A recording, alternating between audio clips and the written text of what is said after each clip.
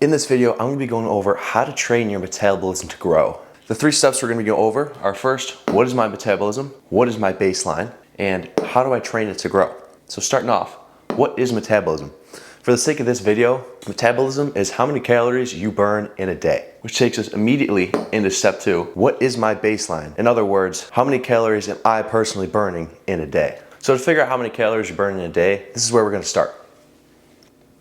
You're going to look up a TDEE calculator. So I want you to go online, type in on Google TDEE calculator, which stands for Total Daily Energy Expenditure. Put in your data, your height, weight, body fat, activity level. This is going to spit out a number of an estimate of how many calories you are burning in a day. Now this is completely based off of data. You may be completely different than what this estimate gives you. So we have to do our own due diligence, take the number we got here, and then work off of that to find our baseline. So the second step, let's say the calculator gave you 2,500 calories a day. So we're gonna take this number and we're gonna eat this amount for a week straight. And we're gonna weigh ourselves Monday, Tuesday, Wednesday, Thursday, Friday, Saturday, Sunday. So in the morning, if you don't have a scale, they're $12 from Walmart, very easy to get one, make all the difference in you getting the gains. So let's say this is your morning weight for a week straight after eating 2,500 calories and 7 days of tracking your morning weight. You got 180, 181, 179, 179, 181, 180, 180. So your average weight, 180 pounds. So after week 1, we're gonna do the exact same thing again for 2 weeks in a row. So you're gonna take your morning, Monday, Tuesday, Wednesday, Thursday, Friday, Saturday, Sunday, all your weights again. Assuming your average weight is about the same, we can then move on to step 3. If your average weight is not the same, if you're up a pound already, that's good. We're gonna delay changing anything until we get further in the video. If you are greater than 1 pound, we're also gonna wait until the end of the video. If you are less than 1, after tracking 2,500 calories what the TDE calculator gave you, averaging your weight for a week, average it for another week, and you see the difference between these two. If you're down a pound, I'm gonna want you to immediately add 300 calories to this. So instead of starting here at 2,500, I want you to start at 2,800 calories. Now that we have a baseline, we can move on to our third step here. So how do I train it to grow? Let me erase this. So I'm first gonna draw out a visual of what we just did.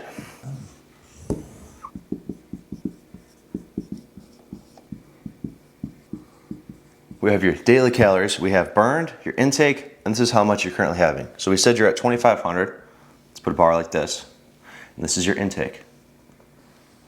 So this is baseline. These are the same. Now what we want to do is go up just a little bit so we put on the most amount of muscle with the least amount of fat. So starting off, we're going to up it 300 calories. So we're going to go like this. This is about 2,800 calories that you're not going to change your diet to per day. So this right here,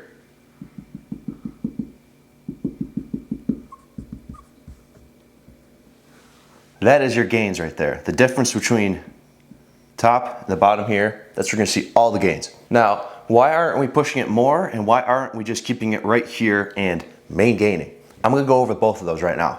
So the first one, this is if you up your calories 1,000 over how many you burn in a day.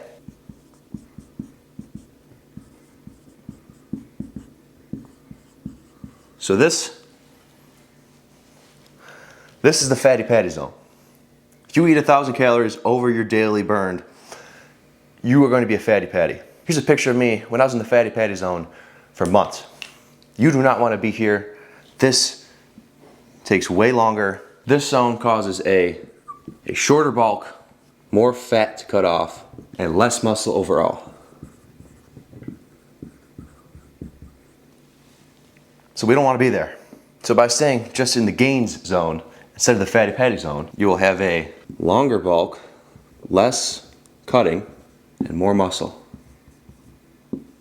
So Fatty patty zone, the amount of muscle, the fat you put on when you're 1,000 calories over your daily expenditure, how much you burn in a day. The amount of muscle, the fat you put on is about a 4 to 3. Let's say a pound of weight you put on, 4 out of 7 of it is gonna be muscle and 3 out of 7 is gonna be fat. And for the gain zone is about a 4 to 1.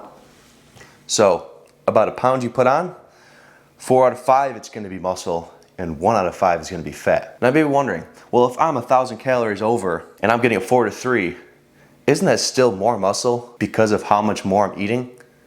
Yes, but like we said, the bulk is gonna be shorter because you're gonna put so much fat on and be a complete fatty patty.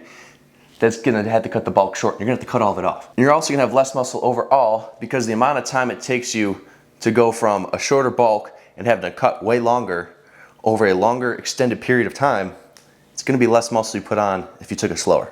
So this one, it is a longer bulk and you can string a super long time of putting on way more muscle than fat. You can cut less, maybe a 6 to 8 week mini cut and get right back on track to the gains. That's how you put on more muscle. Let's look at the inverse of this. If we stayed in this zone right here, the main gaining zone. This is the, let me erase this first. So this zone right here is the, oh, I didn't know you worked out zone. Oh, I didn't know you